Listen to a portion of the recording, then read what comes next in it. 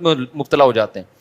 تو آپ نے کیا کیا, گائے جب ذبح ہو گئی, پہلے میں شروع سے پورا بتاؤں گا گائے کاٹنی کیسے ہے, بتا دوں, کیونکہ اس میں بڑی گڑبڑیں ہو رہی ہوتی ہیں. گائے کاٹنی کیسے ہے؟ پہلی بات, آپ قصائی کو کنٹرول کرنے کا طریقہ کسی انسٹیٹیوٹ میں جا کے سیکھیں آپ, کیونکہ گائے سے زیادہ بقرعید کے دنوں میں قصائی کو کنٹرول کرنا مشکل کام ہے. حقیقت بتا رہا ہوں آپ کو. قصائی گڑبڑیں کرتے ہیں.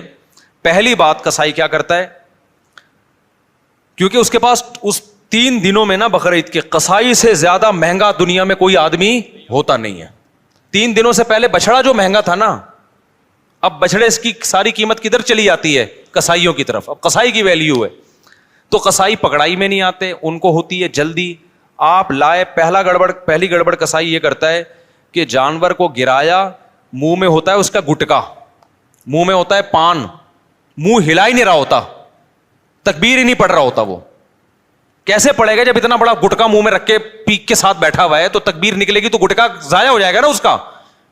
نہیں آ رہی میرا خیال ہے بات سمجھ میں. تو وہ چھری چلا رہا ہوتا ہے. ابے بھائی, تو آپ نے کیا کرنا ہے, قصائی سے بولیں جانور گرا دو, اس کی ٹانگیں قبلہ رخ کر دو. جانور کی قبلہ رخ ٹانگیں جب کریں گے تو جانور کا رخ قبلے کی طرف ہو جاتا ہے. سمجھتے ہیں نا لوگ کیا کرتے ہیں کہ وہ ٹانگیں ادھر ہیں, منہ بیچارے کا گھما رہے ہوتے ہیں اس طرف کو, ٹھیک ہے نا. تو وہ بھی جانور بزبان حال کہتا ہے بیل میں ہوں, حرکتیں تیری ہیں بیل جیسی. تو اس کو گرا کے آپ نے کیا کیا, اس کا رخ کہاں کر دیا, قبلے کی طرف. بلکہ اور آسان کر کے بتاتا ہوں, جو ذبح کرنے والا ہے نا اس کا رخ قبلے کی طرف ہونا چاہیے. سمجھتے ہیں بات کو؟ تو اس طرح سے جانور کو گرائیں کہ آپ کا رخ کہاں بن رہا ہو.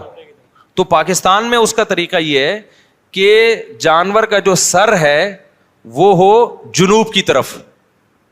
جانور کا سر کس کی طرف ہو, جنوب کی طرف. دم کا رخ کس طرف ہو, شمال کی طرف. اور ٹانگیں کس طرف ہو جانور کی, قبلے کی طرف. تو اس سے آپ کا ہاتھ بھی صحیح بیٹھے گا, آپ کا سینہ کس طرف ہو جائے گا, قبلے کی طرف ہو جائے گا. سمجھ رہے ہو؟ لیکن یہ اس جانور کے ساتھ جو آسانی سے اس کام کے لیے تیار ہو جائے. بعض دفعہ جانور اتنا خطرناک ہوتا ہے کہ اس کو گھمانے میں بہت ٹائم لگتا ہے, تو پھر قبلے کی طرف رخ کرنا کوئی ضروری عمل نہیں ہے. جیسے تیسے اس کو کاٹ کے جانور کو بھی تکلیف سے بچاؤ, خود بھی ٹینشن سے بچو. کیونکہ بعض دفعہ اتنی مشکل سے گرائے, قابو میں نہیں آ رہا, اس کو قبلہ رخ گھمانے کی جگہ نہیں مل رہی, اتنے چکر میں جانور ہی اٹھ کے اس نے آپ کو قبلے کی طرف لٹا دیا. سب لوگوں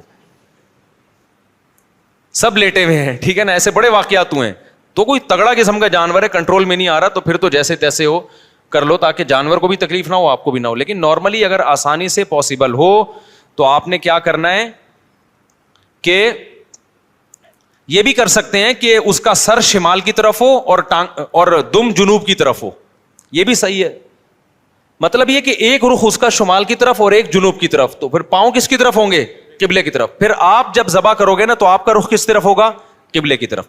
تو قصائی سے آپ چھری لے لیں. بعض دفعہ قصائی غیر مسلم بھی ہوتے ہیں, تو غیر مسلم کا ذبیحہ بھی اسلام میں حلال نہیں ہے. مشرک بھی ہوتے ہیں بعض دفعہ. میں نہیں کہہ رہا وہم کریں خام خواہ میں, قصائیوں کی رپورٹ وہاں طلب کا شناختی کارڈ دکھائے, اسلام لکھا ہے کہ نہیں لکھا, اتنی تکلف کی ضرورت نہیں ہے. لیکن احتیاط کرنے میں میرا خیال ہے کوئی حرج. قصائی کو پہلے سے جانتے ہیں تو ٹھیک ہے, نہیں جانتے تو پھر خود ذبح کر لو بھائی, سنت ہے نا یہ. کیا خیال ہے؟ ہمارے نبی نے تو خود جانور ذبح کیا ہے, بیگم سے بھی ذبح کروا سکتے ہیں. تو اب آپ نے, بیگم سے اس لیے کہہ رہا ہوں کہ بعض لوگ سمجھتے ہیں کہ عورت ذبح نہیں کر سکتی, حرام ہو جاتا ہے, کوئی ایسا کچھ نہیں ہے, تو وہ بھی ذبح کر سکتی ہے. باقی زیادہ اس میں تفصیل میں نہیں جانا چاہتا. اب آپ نے کیا کیا کہ رخ آپ کا قبلے کی طرف ہے. کسائی سے صرف یہ پوچھ لیں چھری رکھنی کہاں پر ہے, کیونکہ ہمارے ایک جاننے والے نے بکرا ذبح کیا, یہاں سے کاٹ دیا, اتنی لمبی گردن اس کی. تو اتنا بھی نہیں ہوتا بھائی, جہاں سے کاٹنا ہے وہاں سے کاٹو. تو رکھ کے آپ نے زور سے بسم اللہ اللہ اکبر پڑھنا ہے. آہستہ سے نہیں پڑھنا, بلکہ آہستہ سے پڑھ لیں گے تو بھی قربانی ہو جائے گی, لیکن زور زور سے کیا پڑھنا ہے, بسم اللہ اللہ اکبر.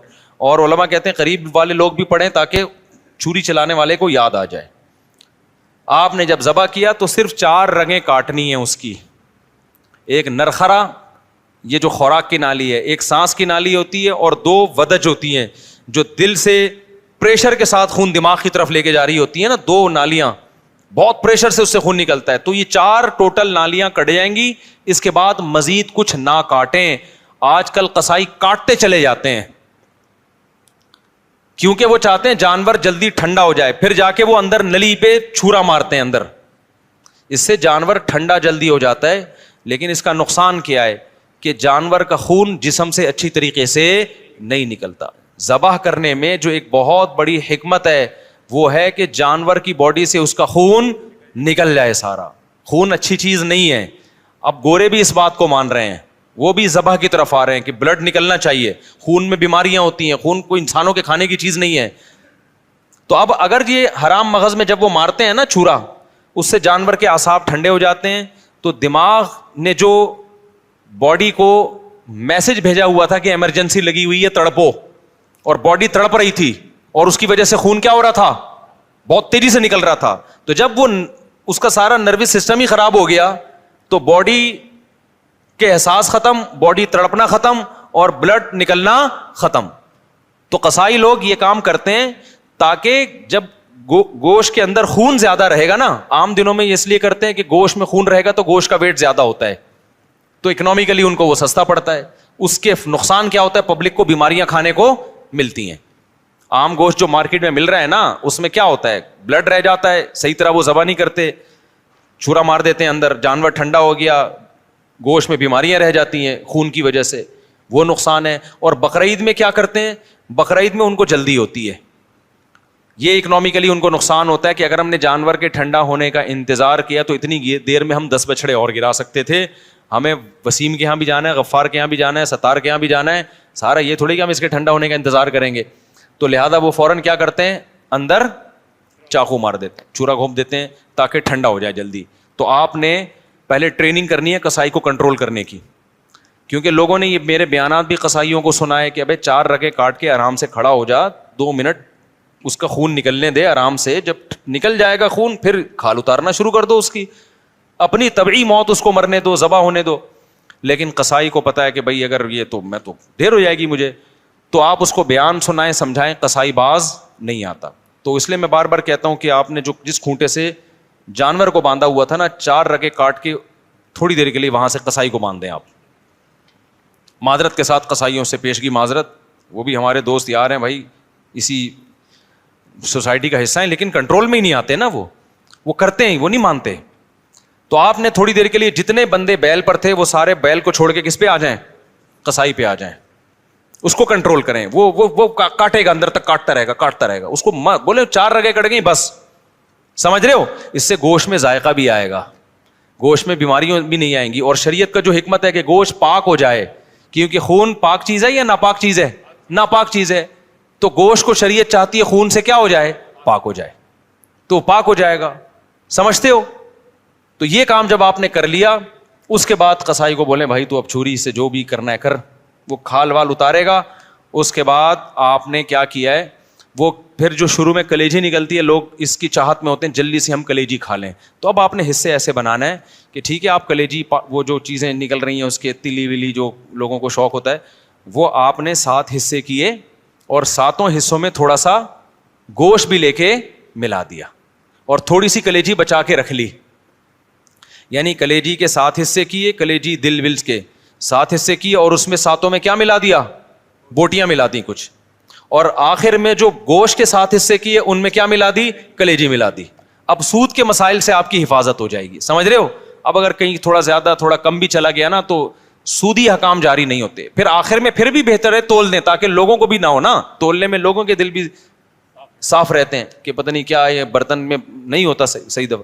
سمجھ رہے ہو کہ نہیں سمجھ رہے, یہ کام آپ نے کرنا ہے.